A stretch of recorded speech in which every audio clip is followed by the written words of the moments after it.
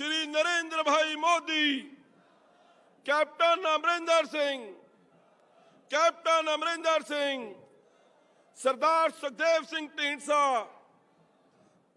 सो साथियों, अज तुसी जिहड़ी वड्डी तादाद दे विच इत्थे इकट्ठे होए हो, अज पूरे पंजाब दे अंदर यह सुनेहा चला गया, मोदी जी को जय श्री राम, मोदी जी को जय श्री राम, मोदी जी को सत श्री अकाल, मोदी जी को सत श्री अकाल, मोदी जी को जय श्री राम, मोदी जी को जय श्री राम, मोदी जी को सत श्री अकाल, मोदी जी को सत श्री अकाल।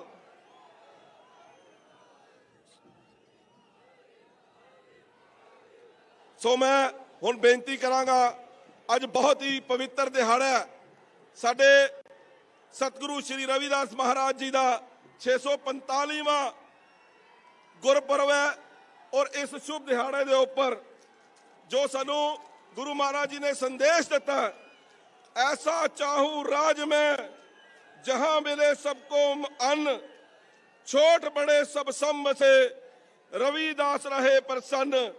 सो गुरु साहब ने जिहड़ा संदेश दिता सी, उस संदेश के उपर साडे देश के मानयोग प्रधानमंत्री श्री नरेंद्र मोदी जी हूबहू काम कर रहे हैं।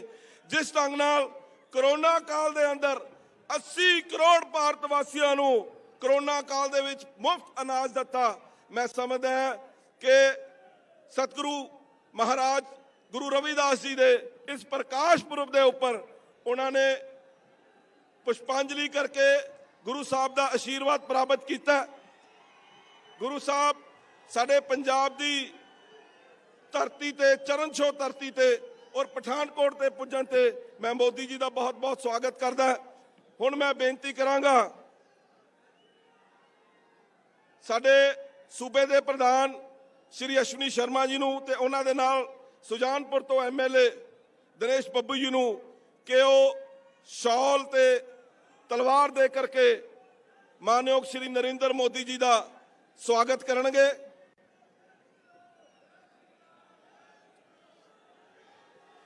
भारत माता की, भारतीय जनता पार्टी, भारतीय जनता पार्टी, बोले सो निहाल।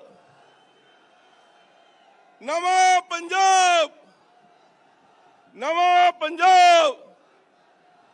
अज साडे वास्ते एक बड़े गर्व की गल है कि साडे देश के प्रधानमंत्री मानयोग श्री नरेंद्र मोदी जी ने एक नवा संकल्प लेता है। वो संकल्प है नवा पंजाब बनाने का। सो साथियों, मैं दस के हटिया सी कि जिन्ने भी संकल्प भारतीय जनता पार्टी ने मोदी साहब ने लेते ने वो सब पूर्ण किए ने। सो मैं हुण बेनती करांगा साडे सूबे के जुझारू प्रधान श्रीमान अश्विनी शर्मा जी नूं कि वो मंच ते आकर के श्रीमान मोदी जी का स्वागत करेंगे। श्रीमान अश्विनी शर्मा जी। भारत माता की, भारत माता की। नरेंद्र मोदी जिंदाबाद, नरेंद्र मोदी जिंदाबाद। मंच ते विराजमान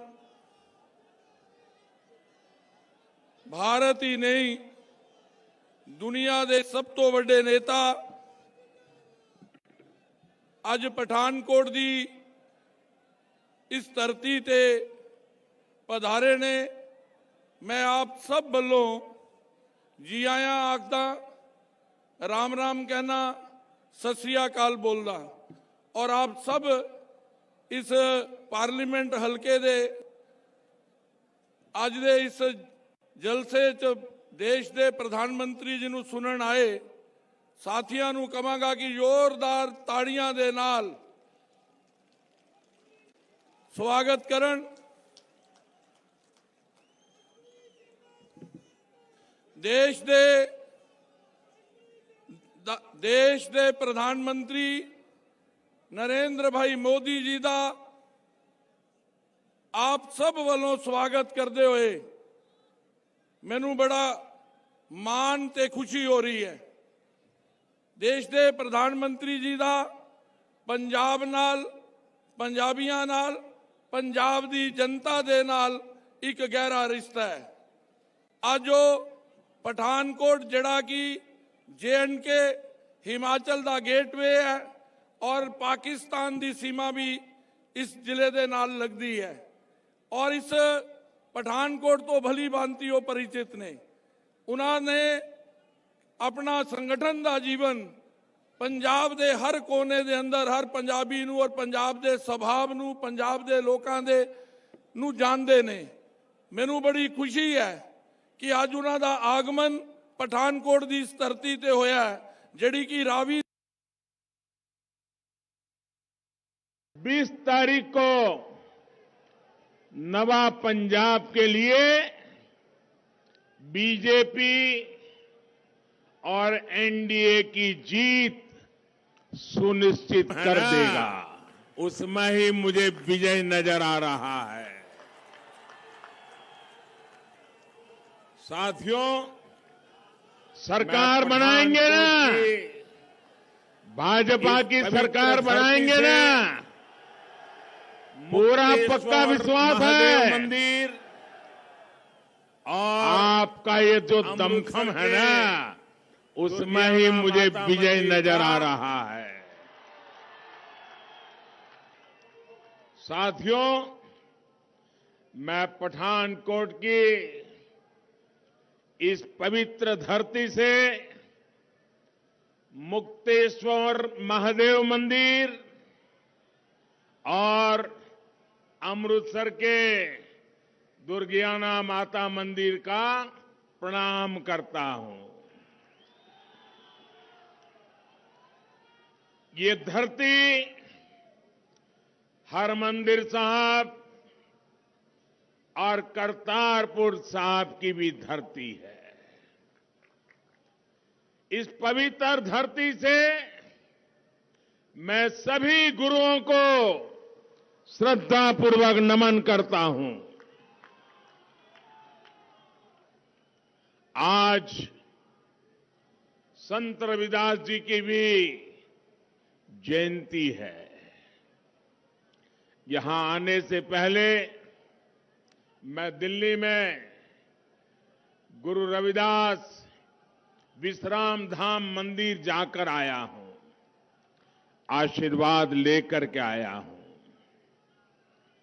पंजाब से भी बड़ी संख्या में हमारे साथी लाखों श्रद्धालु उनकी जन्मस्थली बनारस गए हुए हैं।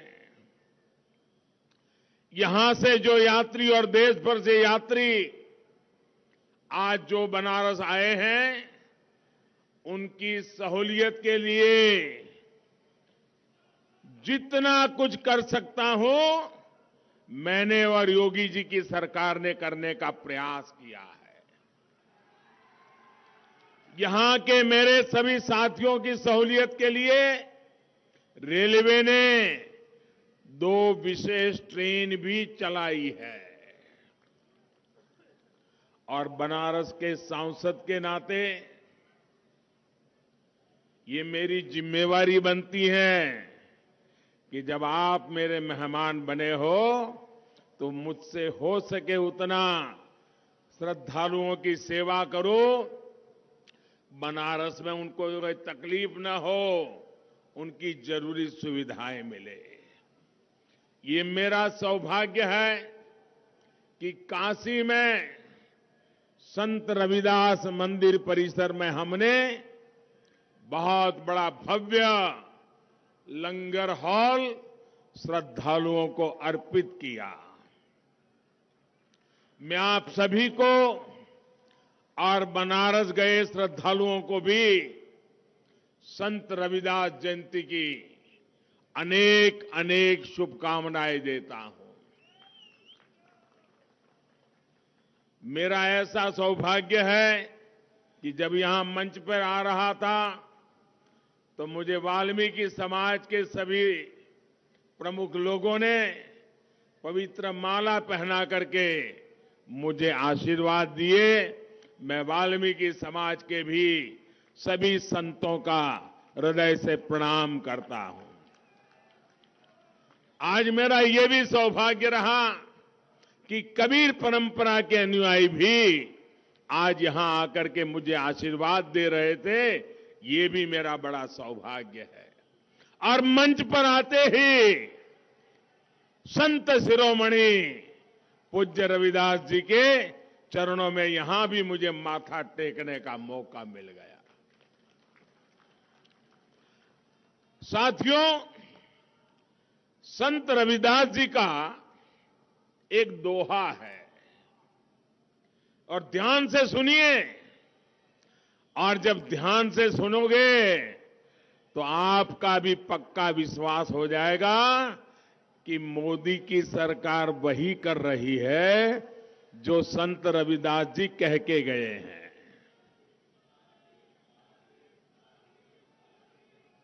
संत रविदास जी ने अपने दोहे में क्या कहा है?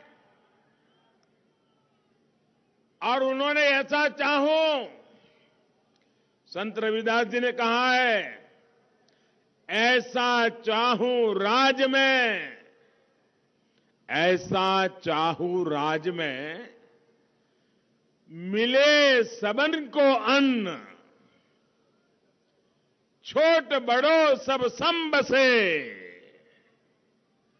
छोट बड़ो सब सम बसे, रविदास रहे प्रसन्न। संत शिरोमणि पूज्य रविदास जी ने क्या कहा था? उन्होंने कहा था, मैं एक ऐसा राजा चाहता हूं। देखिए, रविदास जी ने कहा है, मैं एक ऐसा राजा चाहता हूं जिससे राज्य में सभी को अन्न मिले, हर कोई एक समान समरस होकर रहे, और जब ऐसा होगा तो स्वाभाविक रूप से रविदास जी प्रसन्न होंगे ही। ये संत रविदास जी ने कहा है।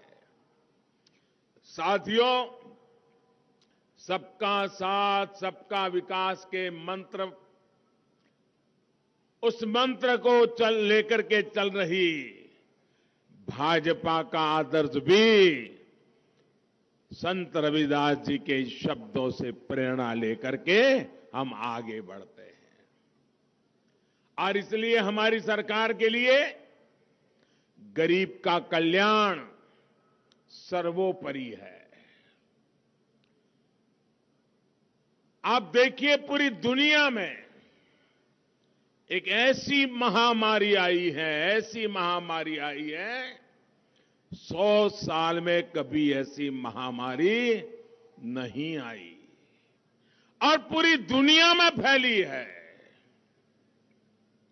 लेकिन भाजपा सरकार ने संत रविदास जी की इस भावना को प्राथमिकता दी। मिले सबको अन्न। दुनिया के बड़े बड़े देशों में आज कोरोना की वजह से गरीब को हर तरह की दिक्कत आ रही है, खाने पीने की समस्या हो रही है। लेकिन इतने बड़े संकट में, 100 साल की सबसे बड़ी महामारी में, इस काल में भारत करोड़ों देशवासियों को मुफ्त में राशन उपलब्ध करा रहा है।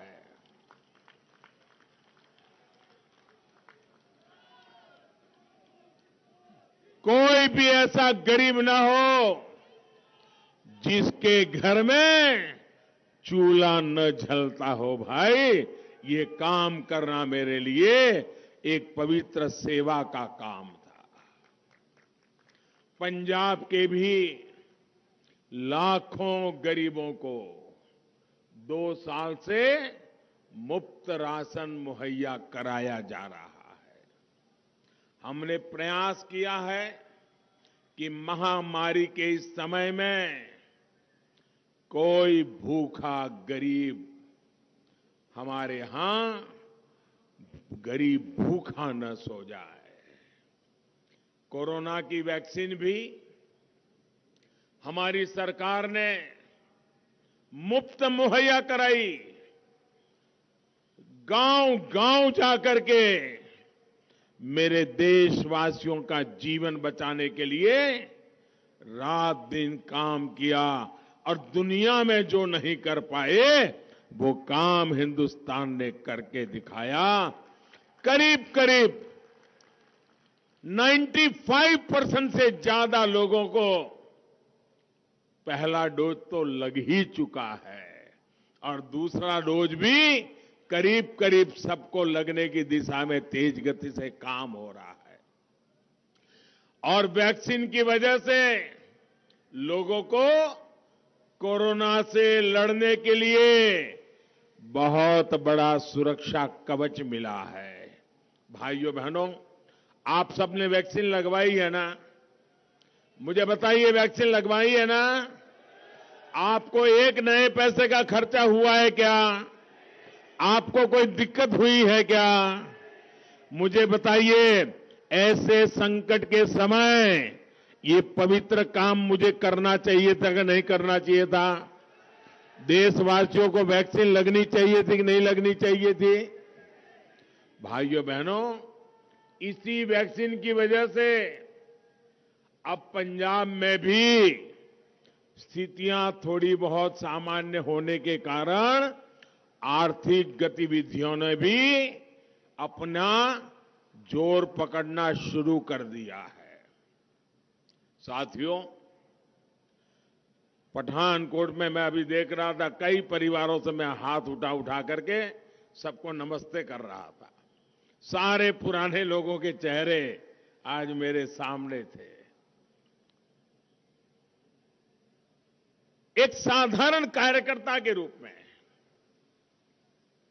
कभी टू व्हीलर पर आता था, कभी रेल के डिब्बे से यात्रा करके पहुंचता था और आपके पठानकोट आता था। कभी जम्मू से दिल्ली जाता था तो रात को ट्रेन स्टेशन पे ये पठानकोट के अनेक परिवार मेरे लिए खाना लेकर के आते थे, मुझे टिफिन का डब्बा पहुंचाते थे। ऐसा जीवन का महत्वपूर्ण समय मैंने आप लोगों के बीच में बताया है। यहां की माताएं बहनें अपने बच्चों को कहती हैं, जहां लगेगी रज तो बढ़ेगा गज। याद है ना? इस हमारे माझा इलाके में हम सुनते हैं। यानी जैसे जैसे शरीर को मिट्टी लगेगी कद भी बढ़ेगा। माझा की इस मिट्टी ने मुझे मां जैसा प्यार दिया है, मां जैसा स्नेह दिया है। लेकिन जिस तरह से मुझे और भाजपा को जरा सुनना पड़ेगा, आज आपके घर में आया हूं, बताऊं ना? कोई कड़वी बात बताऊंगा तो बुरा नहीं लगेगा ना? ऐसा नहीं, जोर से बताइए। थोड़ा कड़वी बात बताऊं तो बुरा नहीं लगेगा ना? पक्का नहीं लगेगा ना? तो बता दो, बता दो। अब देखिए, आपके बीच में मैं इतने साल रहा, आपकी रोटी खा करके मैं बढ़ा, लेकिन जिस तरह से मुझे और भाजपा को हिंदुस्तान के अनेक राज्यों में सेवा करने का अवसर मिला, वैसा अवसर मुझे पंजाब की सेवा करने का नहीं मिला है।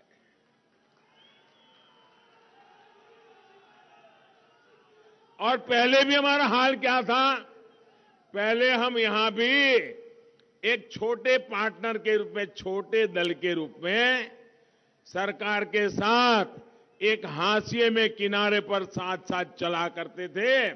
पंजाब की शांति के लिए, पंजाब की एकता के लिए, पंजाब के उज्जवल भविष्य के लिए हमने हमारी पार्टी का नुकसान करके पंजाब का भला करने को प्राथमिकता दी थी। लेकिन आज मैं आपसे मांगने आया हूं, मुझे 5 साल आपकी सेवा करने का मौका दीजिए।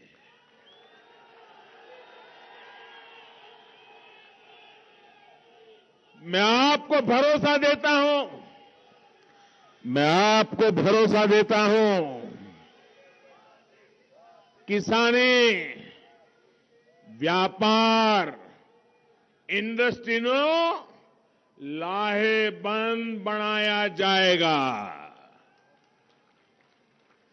गरीबां ते मजदूरां नू उन्हां दे एक दिते जाणगे। पंजाब नू महफूज ते चढ़दी कलावा बीच रखावे। साथियों, जनता जब भाजपा को मौका देती है, फिर न जनता हमारा हाथ छोड़ती है, न जनता हमारा साथ छोड़ती है, और न हम जनता की सेवा का काम छोड़ते हैं। हम इतने राज्यों को जहां जहां हमको सेवा करने का मौका मिला है, जरा देख लीजिए, विकास का जो सिलसिला भाजपा की सरकार में शुरू होता है, जनता भी ऐसा साथ देती है, ऐसा साथ देती है कि कभी विकास का काम रुकता नहीं है।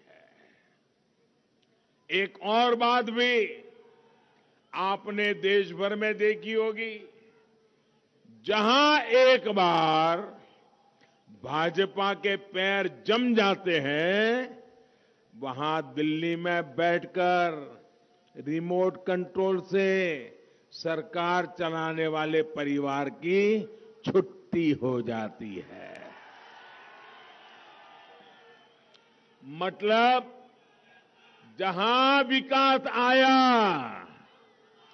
जहां विकास पहुंचा, वहां वंशवाद का हुआ सफाया। जहां शांति और सुरक्षा आई, वहां तुष्टीकरण और भ्रष्टाचार की विदाई। यही विदाई इस बार पंजाब में देनी है। भाजपा के विकास, पंजाब के विकास के साथ नवा पंजाब के लिए मेहनत करने में कोई कसर भारतीय जनता पार्टी नहीं छोड़ेगी, ये मैं आपसे वायदा करने आया हूं।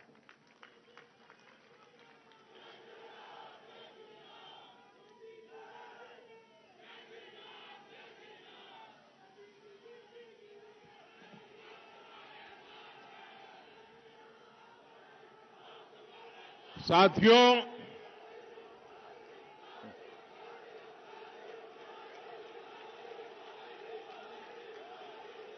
आपका प्यार मेरे सर आंखों पर, दोस्तों, आपका प्यार मेरे सर आंखों पर।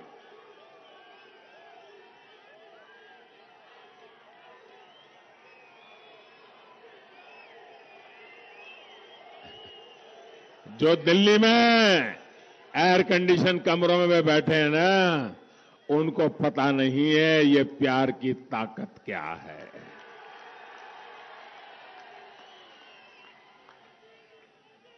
पठानकोट और मांझा की ये धरती वीरों की धरती है, वीरों की धरती है। यहां घर घर से नौजवान देश की सुरक्षा के लिए सीमाओं पर सेवा दे रहे हैं। इसी माजा से गुरुओं ने सिख धर्म को भी विस्तार दिया था।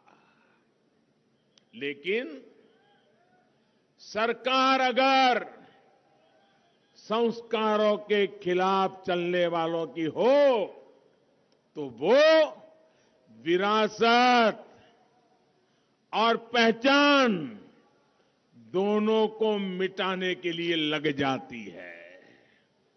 कांग्रेस ने पंजाब और देश की शान के खिलाफ क्या क्या कुकृत्य नहीं किए। इसी पठानकोट पर जब पाकिस्तानी आतंकियों ने हमला किया था तब देश उस संवेदनशील मौके पर एकजुट था। लेकिन कांग्रेस पार्टी के नेता क्या कर रहे थे, आप मुझे बताइए, जरा आप मुझे जवाब दीजिए। इन लोगों ने सैन्य के शौर्य के खिलाफ सवाल उठाए थे कि नहीं उठाए थे? हमारी सेना पर शक किया था कि नहीं किया था? मेरी इस धरती के लालों पर शक किया था कि नहीं किया था? इन्होंने शहीदों की शहादत पर कीचड़ उछालने का पाप किया था कि नहीं किया था? और आप देखिए पुलवामा के हमले की बरसी पर भी ये कांग्रेस के लोग अपनी पाप लीला को बंद नहीं कर पाए, बाज नहीं आ रहे हैं। वो हमारी सेना की बहादुरी को फिर से सबूत मांगने लग गए हैं। मैं वीर जवानों को और पूर्व सैनिकों का आभार व्यक्त करता हूं कि उन्होंने मुंह तोड़ जवाब देकर के कांग्रेस ने मुंह पर ताले लगा लेने की कोशिश की है जी। अब आप लोग ये तय करिए, क्या पंजाब जैसे सीमावर्ती और संवेदनशील राज्य की सुरक्षा ऐसे लोगों के हाथ में हम दे सकते हैं क्या? ऐसे लोग आपको सुरक्षा दे सकते हैं क्या? ऐसे लोग आपका भला कर सकते हैं क्या? ये आपकी चिंता कभी कर सकते हैं क्या?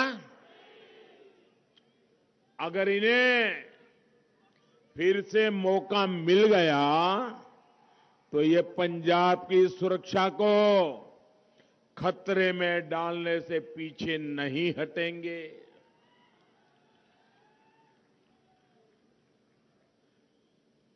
पहले कभी कांग्रेस में कैप्टन साहब जैसे लीडर थे, उनको इस गलत रास्ते पर जाने से रोकते थे, अब तो वो भी वहां नहीं है।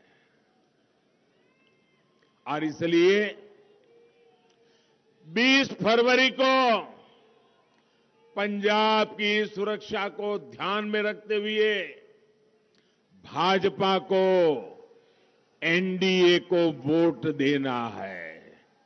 ढींडसा साहब और कैप्टन साहब की पार्टियां भी आज हमारे साथ पंजाब के उज्जवल भविष्य के लिए हमारे साथ जुड़ी है। 20 फरवरी को पंजाब में शांति और अमन के लिए भाजपा को वोट देना है।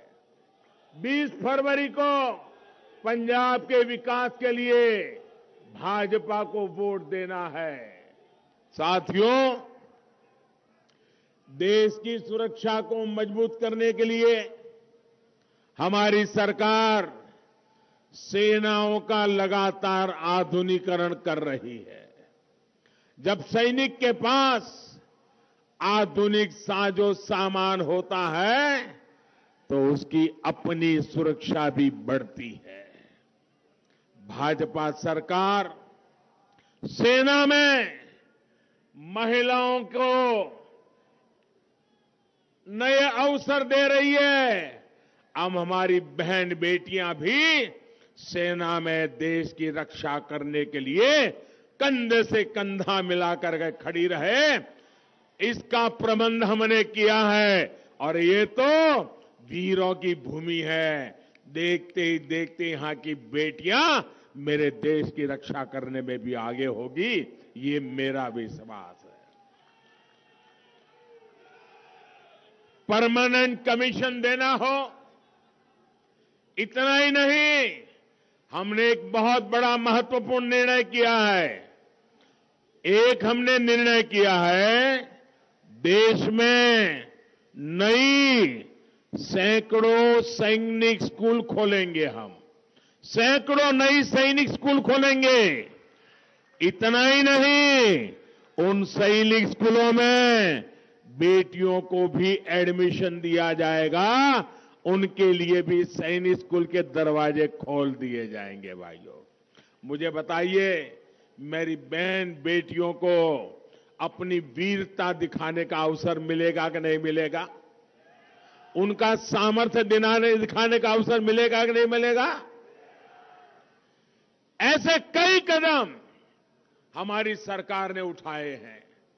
सीमावर्ती इलाकों में हमने जो सीमावर्ती स्कूलें हैं और जो अच्छी स्कूलें हैं, वहां पर स्कूलों में एनसीसी का विस्तार करने का निर्णय किया है।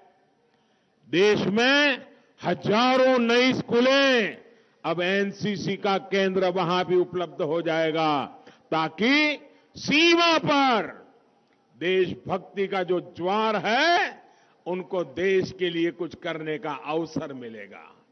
और भाइयों बहनों, इस बजट में आपने देखा होगा, आप तो सीमा के बिल्कुल पास में हैं। इस बजट में हमने बड़ा महत्वपूर्ण निर्णय किया है और इसका बहुत लाभ मेरे पंजाब के गांवों को मिलने वाला है। हमने बजट में, और ये खोखले वादे नहीं है, बड़ी बड़ी बातें नहीं है, बजट में प्रावधान कर दिया गया है। क्या?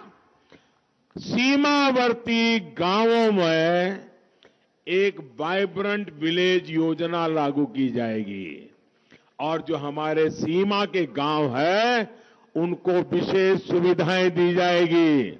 वहां पर इंफ्रास्ट्रक्चर बनाया जाएगा, वहां स्किल डेवलपमेंट के लिए काम होगा, वहां टूरिज्म डेवलप किया जाएगा, वहां पर उद्योगों को काम दिया जाएगा। एक नया पूरा सीमा क्षेत्र को बल देने का काम हम करने वाले हैं। साथियों, हम पंजाब को पंजाबियत की नजर से देखते हैं। हमारे लिए पंजाबियत ये सबसे प्रमुख है। ये जो हमारे विरोधी लोग हैं ना, वो सिर्फ और सिर्फ पंजाब को सियासत के चश्मे से देखते हैं। हम पंजाबियत को गहराई से देखते हैं भाइयों, और इसलिए हमें करतारपुर साहिब कॉरिडोर के विकास का सौभाग्य मिला। मैं आज कांग्रेस सरकार के सामने कुछ गंभीर सवाल पूछना चाहता हूं और मैं पूरे पंजाब को गुरुओं के आशीर्वाद लेकर के जीने वाले हर पंजाबी को मैं कहना चाहता हूं, मैं जो सवाल पूछ रहा हूं वो सवाल आप भी पूछिए। आप मुझे बताइए, जब भारत विभाजन हुआ, नेता कौन थे भाई? कांग्रेस के थे कि नहीं थे? थे कि नहीं थे? देश के टुकड़े हुए तब कांग्रेस के लोग थे कि नहीं थे? क्या इनको इतनी समझ नहीं आई कि 6 किलोमीटर दूर सीमा से हमारे गुरु नानक देव जी की तपोभूमि, क्या विभाजन के समय वो 6 किलोमीटर और गुरु नानक देव जी की पवित्र भूमि भारत में रख सकते थे कि नहीं रख सकते थे? रख सकते थे कि नहीं रख सकते थे? रखना चाहिए था कि नहीं रखना चाहिए था? जरा हिम्मत से बताओ, रखना चाहिए था कि नहीं रखना चाहिए था? ये पाप किया है कि नहीं किया उन्होंने? हमारी भावनाओं को कुचला है कि नहीं कुचला है? दूसरी घटना, 65 की लड़ाई हुई, भारत की सेना लाहौर में झंडा फरकाने की ताकत के साथ आगे बढ़ रही थी। बढ़ रही थी कि नहीं बढ़ रही थी? बढ़ रही थी कि नहीं बढ़ रही थी? अगर 65 की लड़ाई में थोड़ा 2 कदम आगे जाते तो गुरु नानक देव जी की तपोभूमि हमारे पास होती कि नहीं होती? होती कि नहीं होती? वो पहला मौका चूक गए विभाजन के समय, दूसरा मौका चूक गए 65 की लड़ाई में, और फिर बांग्लादेश की लड़ाई हुई। बांग्लादेश की लड़ाई हुई, 90,000 पाकिस्तान के सैनिकों ने हिंदुस्तान की सेना के सामने घुटने टेक दिए। 90,000 सैनिक हमारी कैद में थे, हिंदुस्तान की कैद में थे। अगर दिल्ली में बैठी हुई सरकार में दम होता तो उनको कह देते कि 90,000 सैनिक तुम्हें तब मिलेंगे जब हमें हमारे गुरु नानक देव की तपोभूमि वापस मिलेगी। ये काम उनको करना चाहिए था कि नहीं करना चाहिए था? 3 बार मौके मिले, उन्होंने गवा दिए। 3 बार मौके मिले, गवा दिए। भाइयों बहनों, मैंने आज लड़ाई तो थी नहीं, कूटनीतिक ताकत से कॉरिडोर बनाया, और कल तक जो दूरबीन से गुरु महाराज की तपोभूमि के दर्शन करते थे, आज मेरे श्रद्धालु वहां जाकर के दर्शन कर करके आ जाते हैं। भाइयों,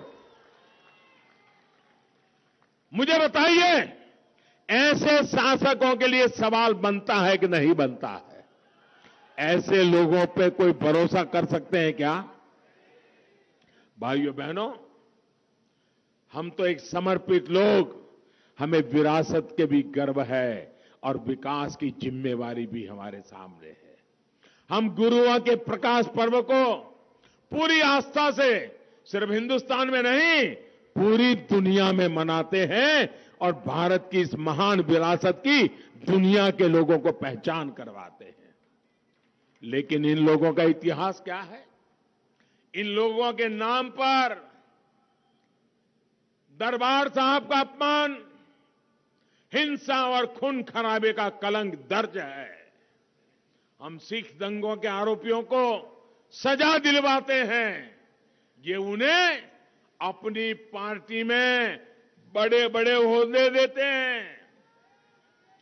यही वो लोग हैं जिन्होंने राम मंदिर के निर्माण को रोकने के लिए पूरी ताकत लगा दी थी।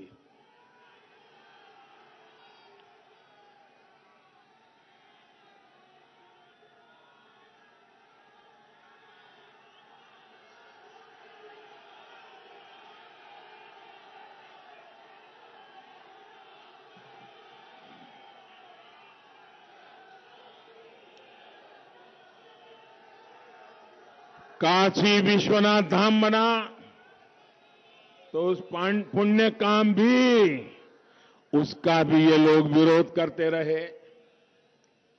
काशी विश्वनाथ मंदिर को सदियों पहले माझा की धरती से विशेष रिश्ता रहा है। मंदिर के लिए सोना चढ़ाने का काम उस जमाने में महाराणा रणजीत सिंह जी ने ही किया था। भाइयों बहनों, हम अपनी इस विरासत को देश की एकता, अखंडता से जोड़कर देखते हैं। इससे पर्यटन भी बढ़ता है, युवाओं को रोजगार भी मिलता है, लेकिन उन्हें देश की आस्था और विरासत से ही उनका सुनते ही उनके कान लाल हो जाते हैं, चीड़ है उनको। पंजाब के लोगों ने दशकों तक ऐसे दलों को बर्दाश्त किया, अब उन्हें इस बार भाजपा को मौका देना है। और मैं परसों जालंधर आया था, मुझे यहां से जो खबरें मिल रही है, पंजाब ने पक्का कर लिया है, इस बार पक्का परिवर्तन, भाजपा की सरकार। भाइयों और बहनों, कांग्रेस पार्टी की करतूतों का साथ देने के लिए अब उन्हें पार्टनर इन क्राइम भी मिल गया है। पार्टनर इन क्राइम भी मिल गया है। आप देखिए कितनी समानता है दोनों दलों में। जब अयोध्या में राम मंदिर बनता है तो ये दोनों पार्टियां उसका विरोध करते हैं, मिलकर के विरोध करते हैं। जब भारत के जांबाज अपना शौर्य दिखाते हैं तो ये दोनों पार्टी के नेता वही बोलते हैं जो पाकिस्तान से बोला जाता है, पाकिस्तान के सूर में सूर मिलाते हैं। एक ने पंजाब के युवाओं को नशे के जाल में धकेला, दूसरी पार्टी दिल्ली के युवाओं को शराब का लती बनाने में लगी हुई है। भाइयों बहनों, इतना ही नहीं, एक ने पंजाब को लूटा, दूसरी दिल्ली में एक के बाद एक घोटाले कर रही है। ये दोनों एक ही थाली के चट्टे बट्टे होने के बावजूद अब ये दोनों पार्टियां मिलकर पंजाब में नूरा कुश्ती कर रहे हैं। नूरा कुश्ती, WWF आता है ना, हाँ, ये कर रहे हैं जी। ये आमने सामने होने का दिखावा कर रहे हैं। आप मुझे बताइए, दिल्ली में पहली बार आप पार्टी की जी सरकार बनी थी, उसको पूर्ण बहुमत नहीं था। उसको पूर्ण बहुमत नहीं था। किस पार्टी ने उनको सरकार बनाने के समर्थन दिया था? किसके समर्थन से दिल्ली में वो पहली बार मुख्यमंत्री बने थे? तो एक ही चट्टे बट्टे के लोग हैं कि नहीं है? ये जेरोक्स कॉपी है कांग्रेस की। चाल चलन सब वही है। भाइयों बहनों, सच्चाई ये है, अगर कांग्रेस ओरिजिनल है तो ये दूसरी पार्टी उनकी फोटोकॉपी है। इन दिनों आपने ये भी देखा होगा, कांग्रेस के नेता प्रचार करने जाते हैं तो किसके विरुद्ध में बोलते हैं भाइयों? ये कांग्रेस के जितने नेता आए हैं, इनका भाषण किसके खिलाफ होता है? सिर्फ और सिर्फ मोदी के खिलाफ बोलते हैं, सिर्फ और सिर्फ भाजपा के खिलाफ बोलते हैं, क्योंकि उनको मालूम है आएगी तो भाजपा ही। ये हमला इसलिए मुझ पे कर रहे हैं, अगर हम जीतने वाले न होते तो इतने बड़े बड़े नेता आकर के घंटों घंटों तक हमें ही गालियां क्यों देते भाई? भाजपा को गालियां क्यों देते? जब ये जितनी गालियां देते हैं, इसका मतलब आप ज्यादा ताकतवर हो गए हो, आप ज्यादा ताकत से भाजपा के साथ खड़े हो। उन्हें बराबर पता है, इस बार पंजाब के लोगों ने पक्का मन बना लिया है, इस बार भाजपा जैसी अनुभवी पार्टी, देश हित में, पंजाब हित में काम करने वाली पार्टी को मौका देना है। और मेरा आपसे ये वायदा है, मेरा आपसे ये वायदा है, असी मजबूर नहीं, मजबूत पंजाब बनवाऊंगा। पंजाब नो मूड खुशहाल बनावांगे। साथियों, पंजाब ने हमेशा देश के विकास के लिए दिल्ली वाली सरकार के काम को देखा है। कभी पंजाब की भाइयों बहनों पहचान देश के सबसे खुशहाल सूबे के रूप में होती थी, लेकिन आज हालात कुछ और है। राज्य पर कर्ज बढ़ता जा रहा है, रोजगार के मौके हर दिन कम हो रहे हैं, युवाओं को पलायन करना पड़ रहा है, अलग अलग विभागों के कर्मचारियों को सड़कों पर उतर करके आंदोलन करने पड़ रहे हैं, अपनी छोटी छोटी मांगों को लिए उनको पुलिस के डंडे खाने पड़ रहे हैं। मांझा को तो खासकर विकास से, उद्योगों से वंचित रखा गया है।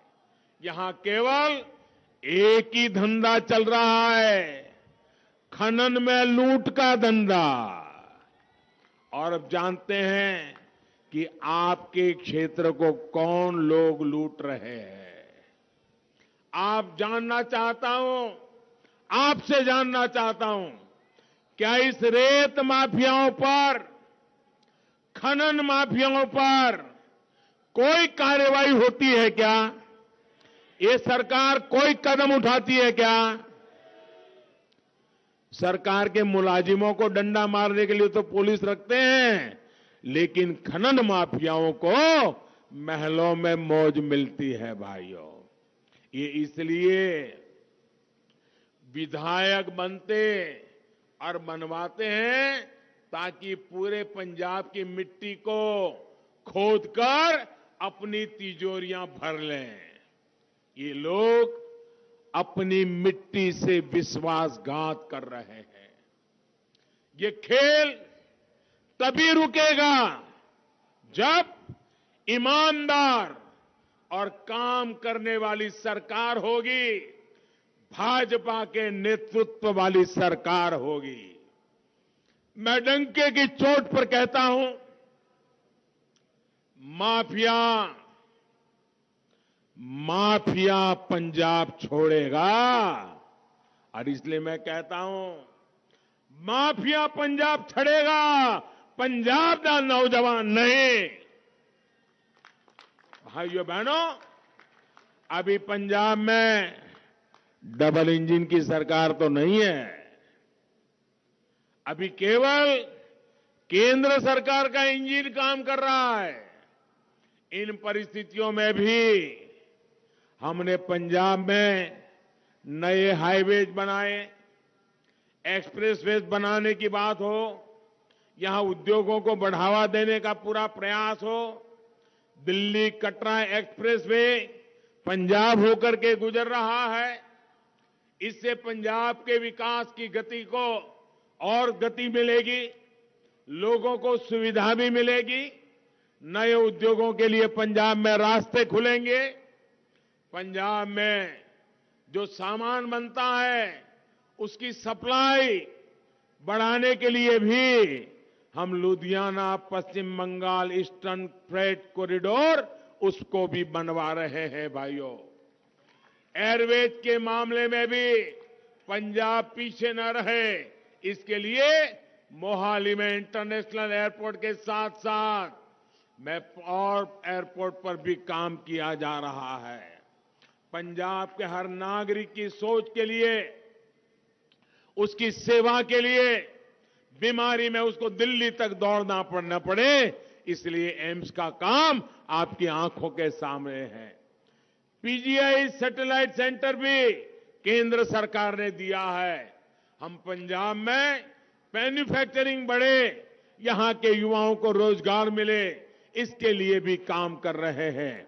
हमने पंजाब के किसानों के लिए कपूरथला, फजिल्का और लुधियाना में 3 फूड पार्क भी बनाए हैं। आज पंजाब के किसानों की फसल की एमएसपी पर रिकॉर्ड खरीदी हो रही है। जितना पैसा भाजपा सरकार ने सीधे पंजाब के किसानों के बैंक खातों में भेजा है, वो पहले कभी नहीं किसी ने भेजा नहीं है भाइयों। साथियों, हमारे पास पंजाब के विकास के लिए नवा पंजाब का एक विजन है।